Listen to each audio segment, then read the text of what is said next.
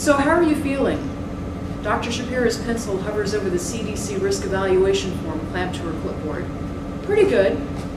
When I talk, I make sure my tongue stays tucked out of sight.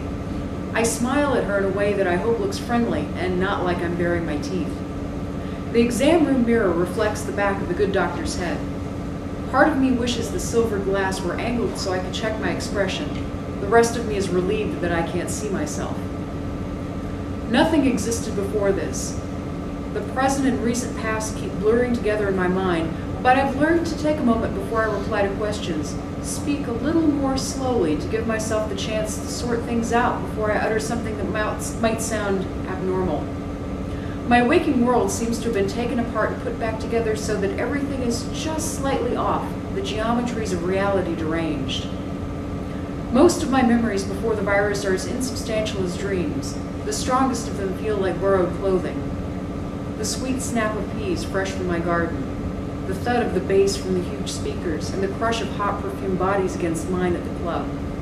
The pleasant twin burns of the sun on my shoulder and the exertion in my legs as I pedal my bike up the mountainside. The life I had in those memories is gone forever. I don't know why this is happening to humanity, to me. I'd like to think there's some greater purpose, some meaning in all this, but God help me, I just can't see it. So is the new job going well?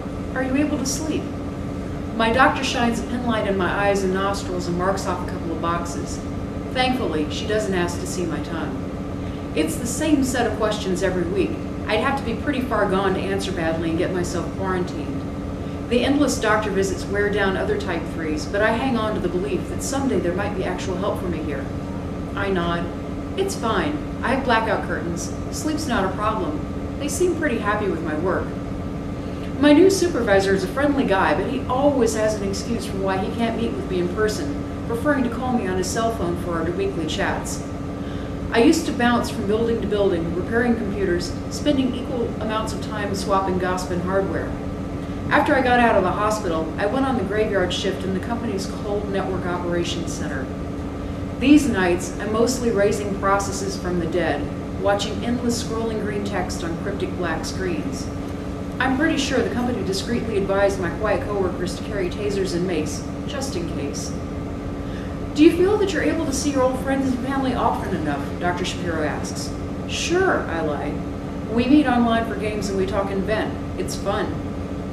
For the sake of his own health, my boyfriend took a job in an apartment in another state. We speak less and less on the phone. What is there to say to him anyhow? We can't even chat about anything as simple as food or wine. I must subsist on bananas, rice, apple juice, and my meager allotment of 6 Bovellum capsules per day. The law says I can't go to crowded places like theaters and concerts. I only glimpse the sun when I'm hurrying from the shelter of my car's darkly tinted windows to my monthly 8 a.m. appointments with my court-ordered physician. So I'm striding up the street to Dr. Shapiro's office, my head down, squinting behind sunglasses, when suddenly I hear a man in the park across the street shouting violent nonsense. Or he used to be a man, anyhow. He's wearing construction boots, ragged Carhartt's work overalls, and a dirty gray t-shirt, all freshly spattered with the blood of the woman whose head he is enthusiastically cracking open against the curb. He howls at the sky, and I can see he's missing some teeth. Probably whatever he did for a living didn't pay him enough to see a dentist. But his skin looks flush and smooth, so much healthier than mine, and for a moment I envy him. He stops howling and meets my shadowed stare, breaking into a gory, gap-toothed smile, the kind of grin you give an old, dear friend. I've never laid eyes on his wreck before, and the woman beneath him is beyond anyone's help. They both are. I don't want to be outed, not here, not like this, so I pretend I don't even see him and stride on.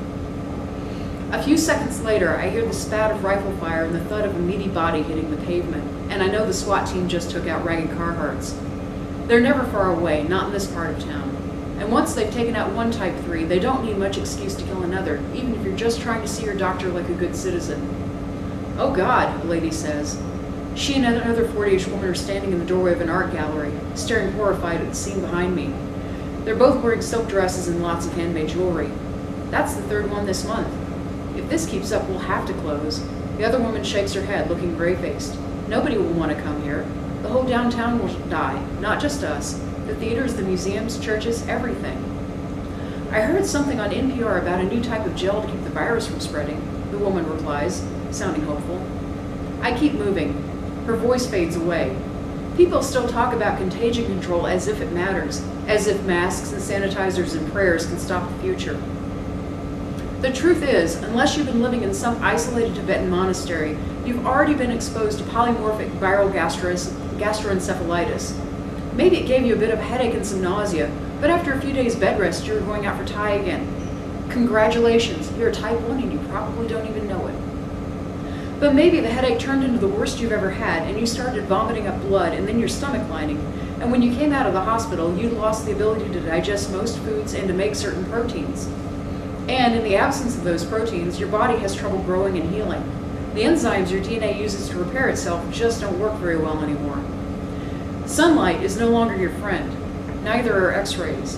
Even if you quit smoking and keep yourself covered up like a virgin in the Rubal Khali, your skin cracks and your body sprouts tumors. Your brain begins to degenerate. You start talking to yourself in second person. Sooner or later, you develop lesions on your frontal lobe and hippocampus that cause a variety of behaviors, which will lead to your friendly neighborhood SWAT team putting a .308 bullet through your skull. That means you're a type 2, or maybe a type 3 like me. If you're a type 4, we aren't having this conversation, unless you're a ghost. You aren't a ghost, are you? I don't think I believe in them. But if you were a type 4, your whole GI tract got stripped. I hope you were lucky and had a massive brain bleed right when it got really bad, and you never woke up. I'm pretty sure I woke up. Do you find yourself having any unwanted thoughts or violent fantasies? Dr. Shapiro asks.